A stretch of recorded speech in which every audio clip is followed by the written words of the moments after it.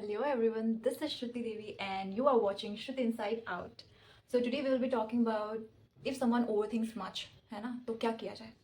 So at first we have to see कि हमें overthinking कब हो रही है.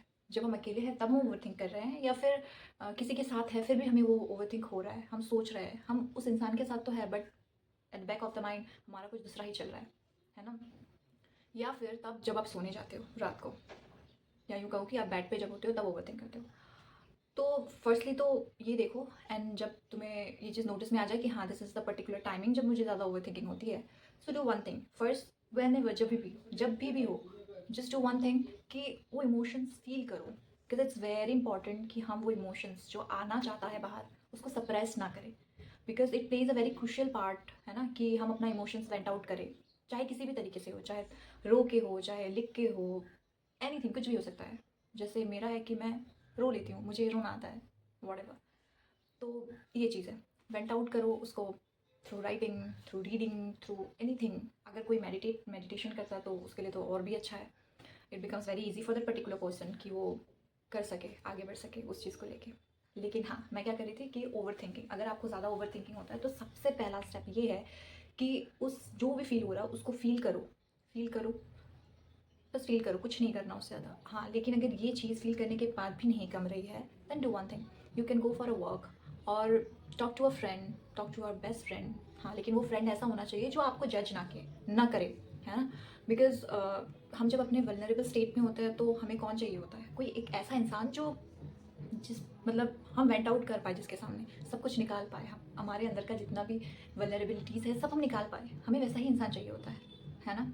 बट आज के टाइम में इट्स नॉट, मैं ऐसे पर्टिकुलरली नहीं बोल सकती कि go to your best friend because now it is, है ना, एवरीबडी नोज इट. सो खुद के साथ मैं तो कहूँगी कि this is the very main time जब आप खुद के साथ एक रिलेशनशिप बिल्ड कर सकते हो.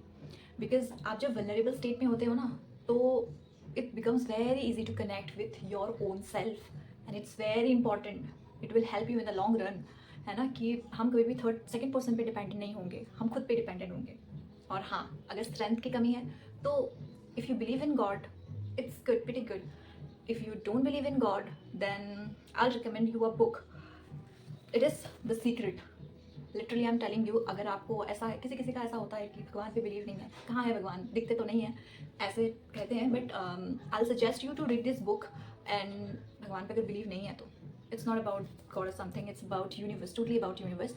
अगर आप ऐसा है तो भगवान पे बिलीव नहीं है तो कोई बात नहीं, वी हैव ऑल्टरनेटिव्स.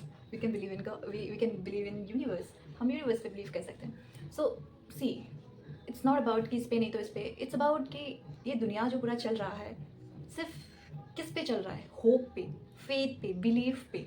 तो अगर आप गॉड पे बिलीव नहीं करते हो तो कोई तो ऐसा होना चाहिए ना जिस पे आप बिलीव करके आगे बढ़ पाओ, है ना, टू मूव फॉरवर्ड. आपको एक बिलीफ तो चाहिए होता है, एक फेथ तो चाहिए होता है. हाँ चलो, कोई तो है मेरे साथ, कुछ गलत होगा तो ये देख लेंगे. जिसका मेरा कैसा है कि मैं टोटली उन पर डिपेंडेंट हूँ, फुल्ली डिपेंडेंट ऑन महादेव. मुझे कोई फ़र्क नहीं पड़ता, कुछ भी हो जाए मैं कहूँगी हाँ आप देख लो, ऐसा. तो ये एक होना चाहिए जिससे बहुत मतलब 50% ऑफ द प्रॉब्लम ऐसे ही सॉल्व हो जाती है.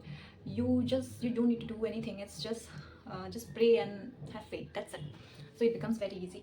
सो पहला स्टेप ये कि अपना इमोशन फील करो. दूसरा ये कि we should have someone to like vent out, है ना, कि वेंट आउट कर पाए. जैसे मेरे केस में अगर कहूँ तो मैं किसी दोस्त के पास नहीं गई थी ऑनेस्टली.